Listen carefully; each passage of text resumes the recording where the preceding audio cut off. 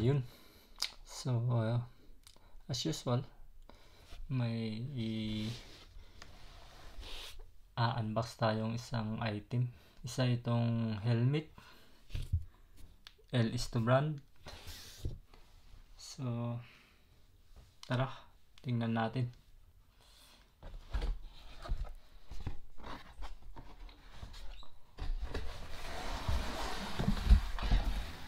Yun. Nabili namin to sa MCF Fly Moto Girls.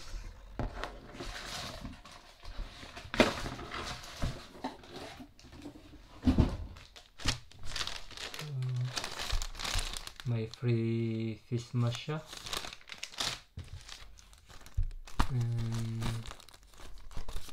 Instruction. L is to instruction. Ito yung item. So, tingnan muna natin to. Face mask.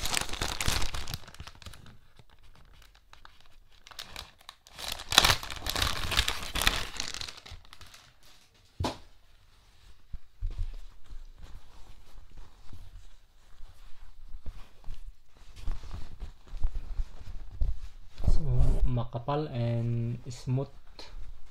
Try natin kung kasya sa atin.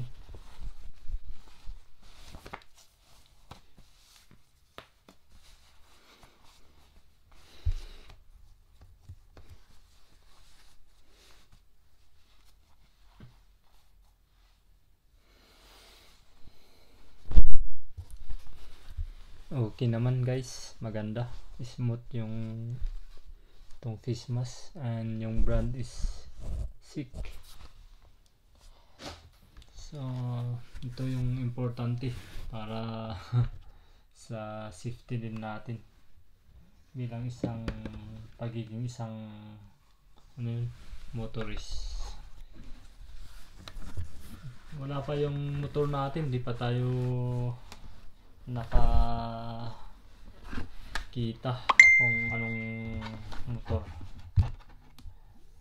Actually, probably yung kukunin ko is yung ETR siguro. Kasi yung medyo advanced yung features niya. So, ito yung item, guys.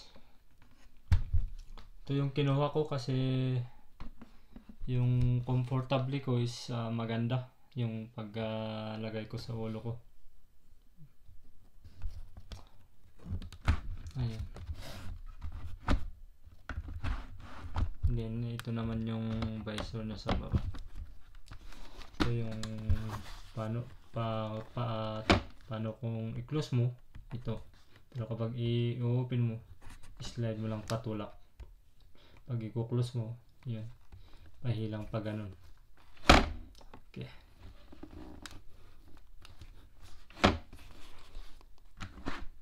Close natin. Ayan.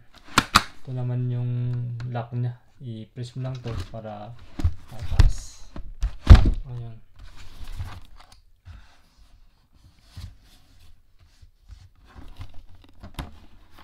Okay.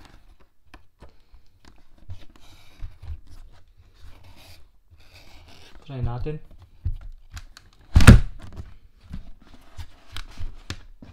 Na-try na namin to. I-flex ko lang.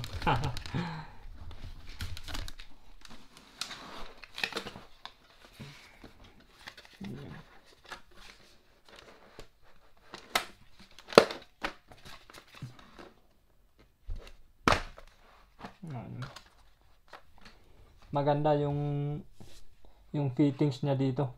Tapos dito. Ayun.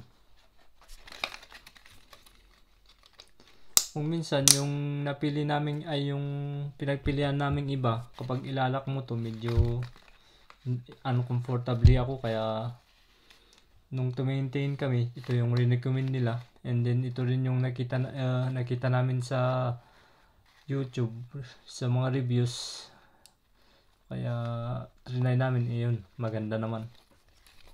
Ayun pala, kapag ibababa mo yung visor na dito is yun, ganun.